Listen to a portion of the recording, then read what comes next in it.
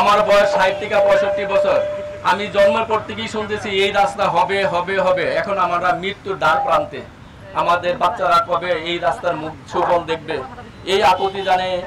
আমি সিটি কর্পোরেশনের ঊর্ধ্বতন কর্মকর্তা এবং ইঞ্জিনিয়ারদের আমি এই এলাকা পরিদর্শন করার জন্য বিশেষভাবে অনুরোধ করছি। আপনারা আসবেন, আমরা কি কষ্টে আছি আপনারা একটু দেখে যান। আমাদের একমাত্র রাস্তা হচ্ছে মানিকদি হয়ে এই রাস্তা, বিসিবি হয়ে এই রাস্তাটা দিয়ে যাওয়ার।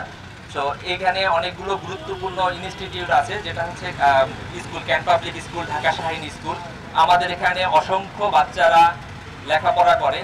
এখানে আদর্শ স্কুল আছে। আমাদের এখানে বসতি হবে অলমোস্ট 50 লাখের উপরে, যেখানে হাইরেজ বিল্ডিং এর সংখ্যা হবে 10,000-এর উপরে, যেগুলো 10 তলার উপরে বিল্ডিং আছে। জন্মের পর থেকেই আমরা শুনতে পাচ্ছি যে এই রাস্তাটা হবে। আমরা সিটি কর্পোরেশনের 15 নম্বর ওয়ার্ডের একটা গুরুত্বপূর্ণ 15 নম্বর ওয়ার্ড, যেটা নির্বাচনী এরিয়া হচ্ছে গুলশান, যেখানে গুলশানের মানুষজন তারা সমস্ত সিটি কর্পোরেশনের সমস্ত ফ্যাসিলিটি পেয়ে থাকে। বাট আমরা মশার উপদ্রবে আমরা টিকতে পারি না।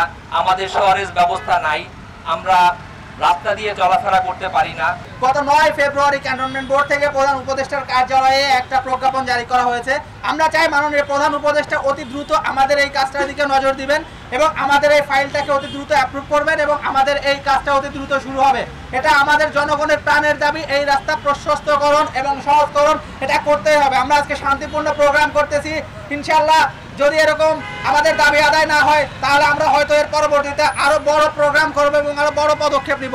তো আমরা চাই আমাদেরকে সেই পর্যন্ত না নিয়ে যাতে এখনই আমাদের এই রাস্তা সংস্করণের জন্য মাননীয় কর্তৃপক্ষ উদ্যোগ নেয়। 2025 সালে এসে এরকম একটা রাস্তার জন্য আজকে আমাদেরকে মানববন্ধন করতে হচ্ছে, এটা আমাদের জাতির জন্য লজ্জা।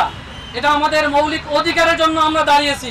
আজকে আমরা উদাত্ত আহ্বান জানাচ্ছি, যদি বর্তমান তত্ত্বাবধায়ক সরকারের কাছে আপনারা এদিকে নজর দিন, এই এলাকাবাসীর দিকে নজর দিন যে অমানবিক ভাবে তারা জীবনযাপন করতেছে।